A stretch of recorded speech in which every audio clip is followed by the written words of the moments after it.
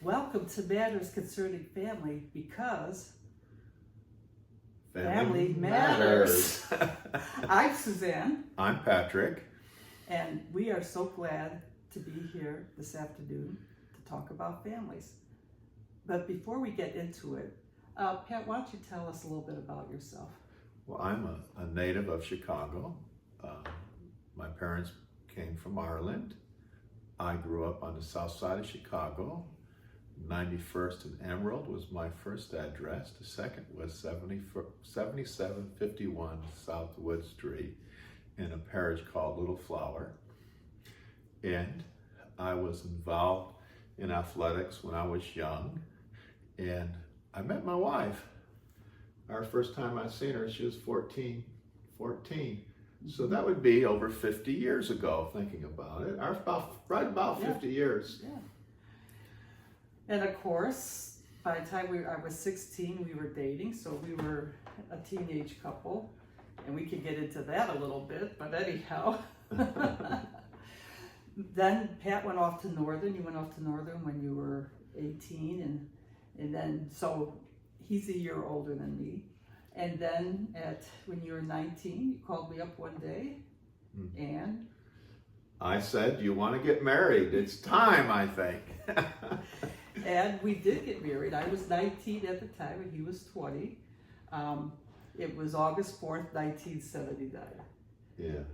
And since that time, we've been on a journey in marriage.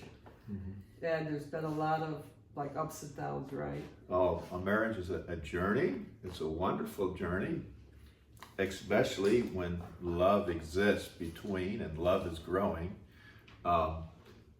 Love is different when you've been married for 45 years than when you've been married for 10. It gets deeper and it works more in you. Yeah, it sure does work more in you. So when we first got married, of course, you think you know each other so well. And we went on a honeymoon, and she's going to exaggerate. No, and I'm going to tell the truth here. And of course, we did get married on like the hottest week of the year.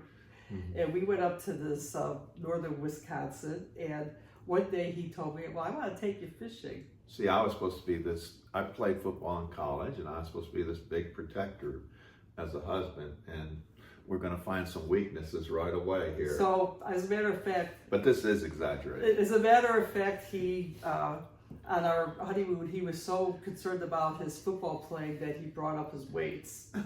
So, that was pretty serious. But anyhow, I was a city girl. I think I went fishing one time in my life. And so he was going to teach me the ins and outs of fishing. So I was pretty excited at first because he went out and bought me this canvas fishing cap. And I thought, okay, here we go. So he said, we need to wait till about 5 in the evening because it was a very hot day in August.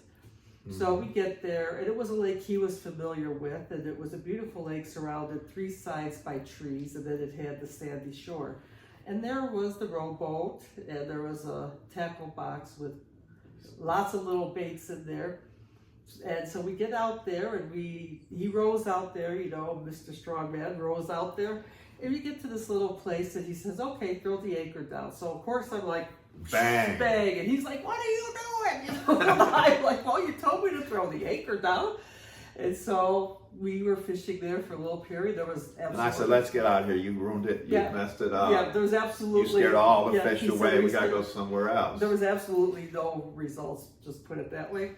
So we row out a little further into the lake, and, you know, he's like, "Okay, throw the anchor down," and this time I'm trying to be like, so there's going to be no excuse, and I just drop this anchor slowly into the water, and we're there, we get a little bluegill that's like this big, and he's like, "Okay, this is the problem. It's not late enough. It's not dark enough." He says, "It's got to cool down a little bit. We got to get out to it's like almost dusk." So we go out even further, and we're rowing, and I'm kind of in the back of my mind wondering if my husband really does know how to fish or if this was a story. But anyhow, we get out there a little further, and by this time, I don't know what time of the evening it was exactly, but it definitely was getting dark.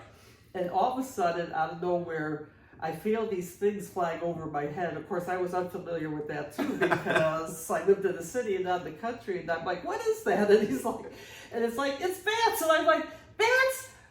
I don't care if we ever catch any fish. I'm out of here. Let's get out of here. And he says, I'm a little bit afraid myself. So, I don't know about that. yes, but, you did say that. So So anyway, he starts rowing like crazy. she wants me to row out of there as fast well, as he I wanted can. to go as fast as he can. I don't know, but I didn't have anyways. to tell him twice. And he's like rowing and rowing and rowing, and the sweat's pouring out. And so I'm like, And I said, something is wrong. No, I This said, boat's like, not I moving. said, get out of here. Let's hurry. We got to get out of there. Yeah. And then he says, The boat's not moving. And I'm like, get going. Come on. And I'm like, come on. I'm like, oh. I said, what's wrong? I said, I forgot to pull up the anchor. And he's like, pull up the anchor. So he pulls up the anchor, look at these split. He's like rowing, it seems to be like 50 miles an hour. I don't know, that's probably an exaggeration. But he was rowing, gets to the shore. I'm like, wait for me. He runs off the boat.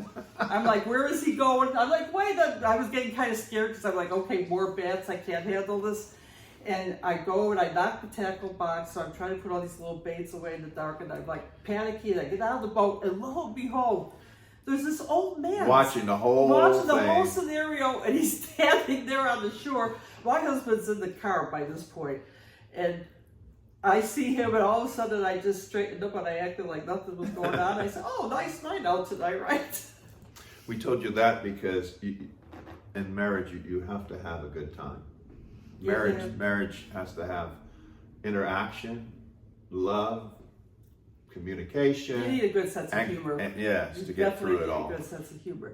But it also shows that right away there was a different understanding. Mm-hmm. And there's going to be differences in marriage. But actually, I think, did you want to talk about why we want to have this podcast? We want to have this podcast because marriage is under attack.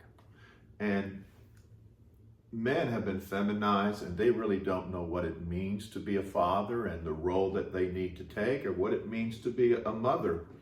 And the family's increasingly under attack, and it's good for those who've been through this and have experienced. There's so many things to share about marriage, raising families, children. What do you look for in a man or a woman before you get married? What is marriage? What is the commitment? And we want to share all this and kind of, I guess, just a rebellion against what the world is trying to teach to young people today.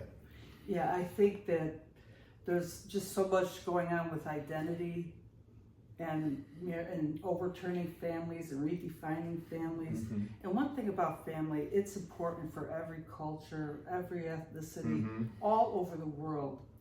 And so- Family is so important, and there's differences in customs and cultures and things like that, but there are some basic core foundational truths about family that we need to explore. So our next podcast we want to talk about what is marriage. What is marriage? And we'll work from that foundation to other places that we see that the world is in need of understanding. It sounds good to me, babes. All right, we look forward to this. Hope you can join us.